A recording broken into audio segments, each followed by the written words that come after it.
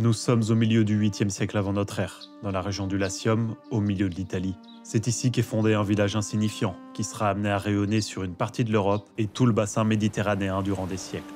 D'abord une royauté, puis une république et enfin un empire, de nos jours la Rome antique ne cesse de fasciner. Et à juste titre, puisqu'elle est à la base de bon nombre d'éléments de la culture européenne, notamment en France, que ce soit pour nos institutions, notre politique ou encore notre langue. Mais si l'on veut raconter l'histoire de cette civilisation, il nous faut alors revenir à ses origines.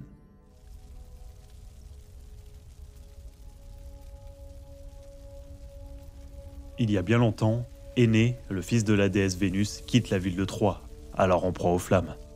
Après un long périple, il arrive finalement dans le Latium et rencontre le roi Latinus. Énée remporte alors un conflit contre le prince Rotulturnus, qui lui disputait la main de Lavinia, la fille de Latinus. Ils fondent ensuite la ville de Lavinium, en l'honneur de son épouse. Leur union leur donne d'ailleurs un fils, Ascagne, qui fonde à son tour une nouvelle ville, Albe la Longue. Bien plus tard, Numitor, le roi d'Albe la Longue, est destitué par son frère Amulus, un usurpateur. Et Amulus ne souhaite pas être embêté par un quelconque héritier légitime. C'est pourquoi il fait de la fille de Numitor, Rhea Silvia, une Vestale, une prêtresse qui fait vœu de chasteté. Mais le destin est déjà en marche. Mars, le dieu de la guerre, s'éprend de la jeune femme, et il la viole. Deux frères jumeaux, Romulus et Rémus, viennent alors au monde. Les deux enfants sont immédiatement confiés aux eaux du Tibre. Ils sont alors recueillis par une louve au pied du mont Palatin, qui les nourrit et les protège jusqu'à ce que Faustulus, un berger, les récupère et fasse d'eux de jeunes hommes vigoureux. Après avoir pris connaissance de leurs origines, les jumeaux rétablissent leur grand-père Numitor sur le trône d'Albe la Longue. Suite à cet événement, ils décident de fonder une ville, à l'endroit même où ils ont été élevés.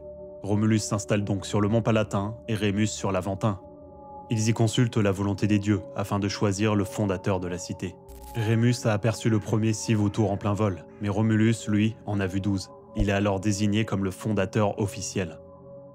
Une dispute finit malheureusement par éclater entre les deux frères, lors de laquelle Romulus tue Rémus. Ce dernier ayant franchi le Pomerium, le sillon sacré autour du Palatin qui définit la limite de la cité. Romulus devient ainsi le tout premier roi de la ville. C'est finalement le 21 avril 753 avant Jésus-Christ que Rome est officiellement née. Bon, ça, c'est selon la légende. C'est un récit que l'on retrouve notamment chez Vergile ou Tite-Live, bien qu'il existe de nombreuses variantes. Cette légende, elle est assez épique, c'est vrai. Cependant, la réalité est bien différente. Tout d'abord, en ce qui concerne sa géographie, le site de Rome est composé de 7 collines. Le Palatin et l'Aventin dont nous avons déjà parlé, mais aussi le Capitole, le Caelius, l'Esquilin, le Viminal et enfin le Quirinal. À première vue, le site n'est pas vraiment idéal. Il est insalubre et régulièrement inondé par les crues du Tibre, le fleuve situé à l'ouest des collines.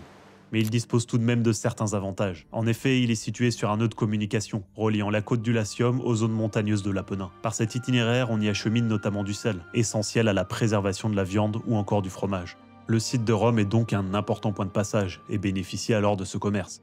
Pour ce qui est de la population du Latium, la région est composée d'un certain peuple, les Latins, qui parlent plus ou moins tous la même langue et possèdent des cultes communs. Au début du XIIe siècle avant notre ère, la région connaît alors une croissance démographique. Le nombre de petites communautés villageoises augmente. Et des siècles plus tard, au début de l'âge de fer, la population se concentre dans certains grands sites, créant ainsi des centres intermédiaires, plus grands que des villages, mais pas encore des villes. On les qualifie alors de proto-urbains. Les sociétés latines se structurent donc petit à petit et plusieurs communautés apparaissent ainsi autour du site de Rome. Rome n'a donc pas été fondée du jour au lendemain, mais elle est plutôt le résultat d'un processus de maturation sociale stimulé par des contacts avec des populations voisines, comme les colonies grecques ou les populations sabines. Un processus de développement qui s'achève au 7e siècle avant notre ère, avec la mise en place de tous les éléments constitutifs de la cité.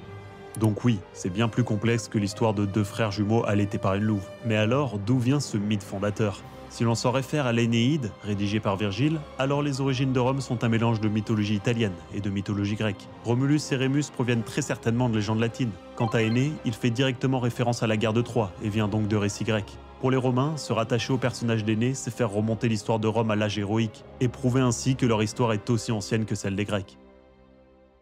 Comme nous l'avons vu, Rome ne s'est définitivement pas faite en un jour, et sa fondation ne peut évidemment pas être résumée à un simple mythe. Cependant, ce mythe est essentiel dans l'histoire de Rome. Infondé historiquement certes, mais il permet aux Romains de s'identifier comme étant les fils de Mars, et ainsi expliquer leur puissance universelle, de même que leur grande réussite dans l'art de la guerre.